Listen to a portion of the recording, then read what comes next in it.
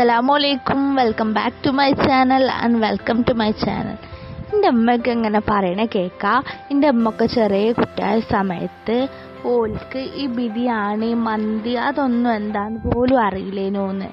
അന്ന് ഓല് പെരുന്നാളൊക്കെ ഉണ്ടാവുമ്പോഴല്ലേ നമ്മളിപ്പോൾ ബിരിയാണി മന്തിയൊക്കെ ഉണ്ടാക്കണില്ലേ, അതൊന്നല്ല ഉണ്ടാക്കൽ. ഓല് തേങ്ങാച്ചോറും ബീഫും പരിപ്പും കറിയും പപ്പടും പിന്നെ എന്തെങ്കിലുമൊക്കെ ഒരു ഉപ്പേരിയും പിന്നെ ഒരു പായസം അങ്ങനെയൊക്കെയാണല്ലോ ഉണ്ടാക്കൽ. അപ്പം ഞാൻ വിചാരിച്ചു ഇന്ന് നമുക്ക് അതേപോലെ തേങ്ങാച്ചോറും ബീഫും പരിപ്പും കറിയൊക്കെ ഉണ്ടാക്കിയാലോ എന്ന്.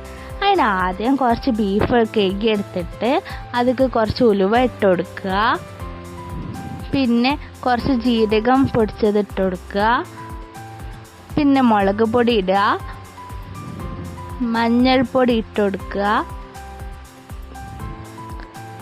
എന്നിട്ട് മല്ലിപ്പൊടി ഇടുക, പിന്നെ കുറച്ച് സവാള അരിഞ്ഞു വെച്ചതുണ്ട് അത് ഇട്ട് കൊടുക്കുക, പിന്നെ ഇഞ്ചിയും വെളുത്തുള്ളിയും ചെറിയ ഉള്ളിയും കൂടിയിട്ട് ചതച്ചെടുത്തത് ഇട്ട് കൊടുക്കുക,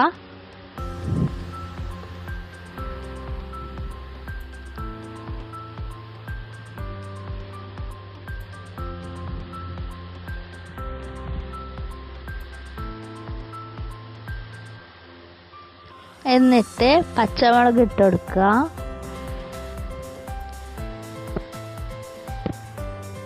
ഇവിടെ എരിവ് എല്ലാവർക്കും ഭയങ്കര ഇഷ്ടമാണ് കേട്ടോ, അതുകൊണ്ടാണ് കേട്ടോ തോനെ പച്ചമുളകൊക്കെ ഇട്ട് കൊടുക്കുന്നത്.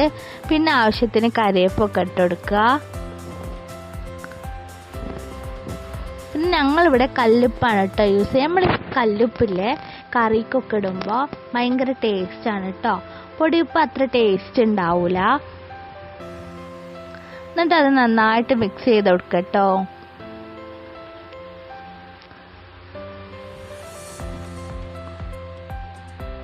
മങ്കുടുക്കയിലാണ് കേട്ടോ നമ്മൾ ബീഫ് വെക്കണത്, അതും അടുപ്പത്താണ് കേട്ടോ വെക്കണത്.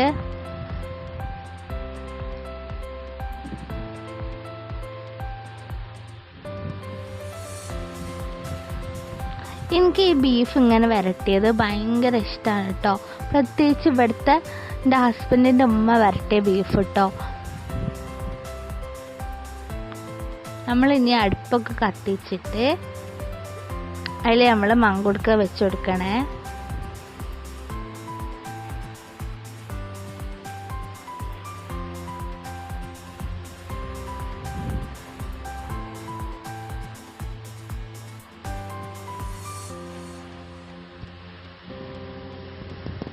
ഈ ശരിക്കും നല്ല തീയിൽ കിടന്നിട്ട് ബീഫ് വേവരുത്, നല്ല ഈ കണലിൽ കിടന്നിട്ട് ബീഫ് വേവണം. അപ്പോൾ ഭയങ്കര ടേസ്റ്റാണ് കേട്ടോ. പിന്നെ ഞങ്ങളെ വീട്ടിൽ കറിക്കൊക്കെ നല്ലോണം തേങ്ങ അരക്കും കേട്ടോ.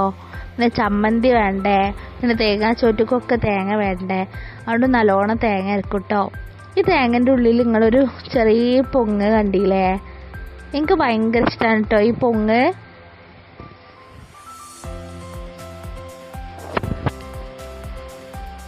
ഇടയ്ക്കിടയ്ക്ക് ബീഫ് ഇളക്കി കൊടുക്കണേ, അല്ലെങ്കിൽ അത് അടിയിൽ പിടിക്കും കേട്ടോ.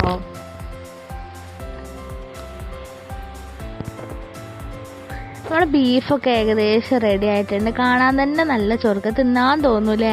എനിക്ക് ഭയങ്കര ഇഷ്ടമാണ്. എൻ്റെ ഫേവറേറ്റ് സാധനമാണ് ഈ ബീഫ് വരട്ടിയത് കേട്ടോ. നമ്മൾ തേങ്ങാച്ചോറ്റക്കുള്ള ചെറിയുള്ളി ഇത് അരിഞ്ഞു വെച്ചതാണ് കേട്ടോ. അത് ചെറിയുള്ളി ശരിക്കും ഒരു 2 കഷ്ണാക്കിയിട്ട് അരിയുള്ളൂ കേട്ടോ. അതിന് തേങ്ങാച്ചോറ് വെക്കാൻ വേണ്ടിയിട്ട് വെള്ളം വെച്ചതാണ് കേട്ടോ. ഇത് വെള്ളം തിളച്ചിട്ട് നമുക്കതിക്ക് അരി ഇട്ട് കൊടുക്കട്ടോ. അപ്പുറത്ത് തന്നെ നമ്മൾ ബീഫും വെച്ചിട്ടുണ്ട്.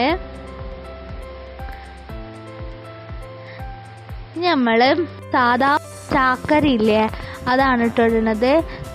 ഈ റേഷൻ കടയിൽ നിന്ന് കിട്ടണ പച്ചരിയൊക്കെ ഇട്ടിട്ട് ചോറ് വെക്കും, പക്ഷെ അത് അത്ര വലിയ ടേസ്റ്റ് ഉണ്ടാവില്ല കേട്ടോ. അത് ആ ചൂടോടുക്ക് മാത്രം കഴിക്കാൻ പറ്റുള്ളൂ. ഇനി നമ്മൾ വെള്ളത്തേക്ക് അരി ഇട്ടിട്ട് അതിക്ക് കുറച്ച് ഉലുവ ഇട്ട് കൊടുക്കുക, പിന്നെ ഉപ്പ് ഇട്ട് കൊടുക്കുക കേട്ടോ. എന്നിട്ട് നന്നായിട്ട് ഇളക്കി കൊടുക്കുക.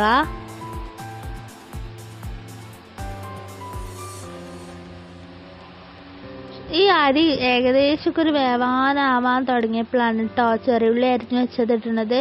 അതേപോലെ തേങ്ങ ചിരകിയതും ഒരു ഫുൾ തേങ്ങ ചിരകിയതാണ് കേട്ടോ ഇതൊക്കെ ഇട്ടെടുക്കുക.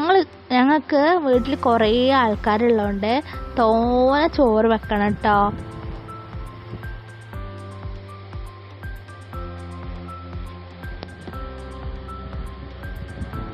ഒരടുപ്പത്ത് നമ്മളെ തേങ്ങാച്ചോറും ഉണ്ട്, അപ്പുറത്ത് നമ്മളെ ബീഫും ഉണ്ട് കേട്ടോ. കണ്ടോ തേങ്ങാച്ചോറ് അങ്ങനെ വെന്തോണ്ടിരിക്കാണ്, നല്ലോണം അയക്കണം കേട്ടോ. എന്നിട്ട് അതില്ലേ ഒന്ന് ദമ്മിട്ട് അടച്ചു വെക്കണേ, എന്നാലേ അതിൻ്റെ ഒരു ടേസ്റ്റ് നല്ല ടേസ്റ്റായിട്ട് കിട്ടുള്ളൂ നമുക്ക്. അല്ലെങ്കിൽ ചോറ് ഒരു സുഖം ഉണ്ടാവില്ല നമുക്ക് കഴിക്കാൻ.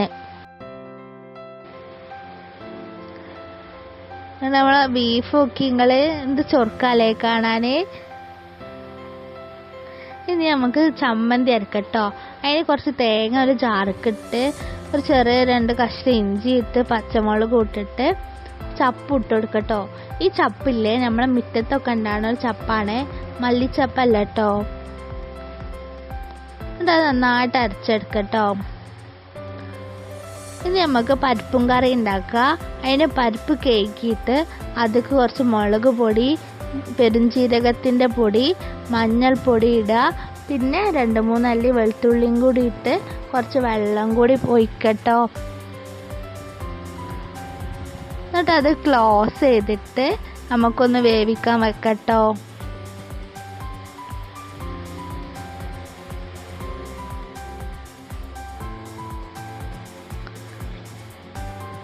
നമ്മളെ പരിപ്പൊക്കെ വെന്തിക്കണ്, ഒന്ന് നോക്കി ആവി വരുന്നതാല്ലേ. നമ്മളെ പരിപ്പൊക്കെ ഏകദേശം നല്ലോണം അയക്കണം. ഞാൻ നല്ലതായിട്ട് ഉടച്ചു കൊടുക്കുക.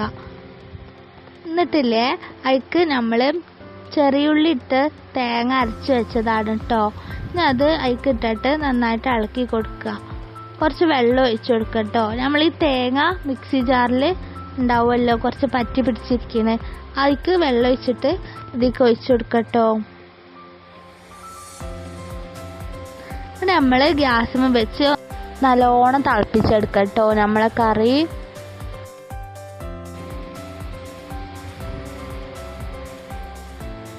ഇനി നമുക്ക് പപ്പടം പൊരിക്കട്ടോ.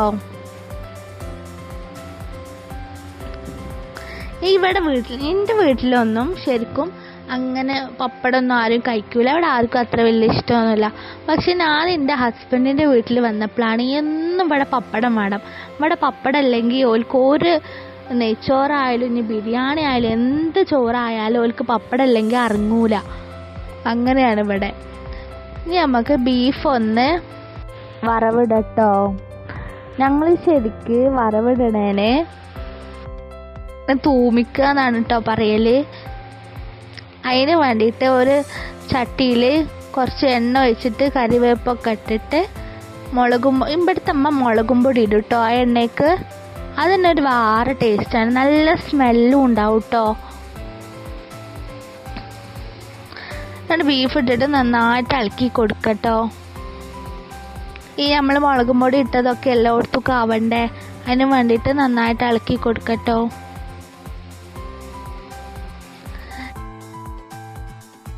ബീഫും പരിപ്പും ചമ്മന്തിയും പപ്പടമൊക്കെ അവിടെ അയക്കണേ.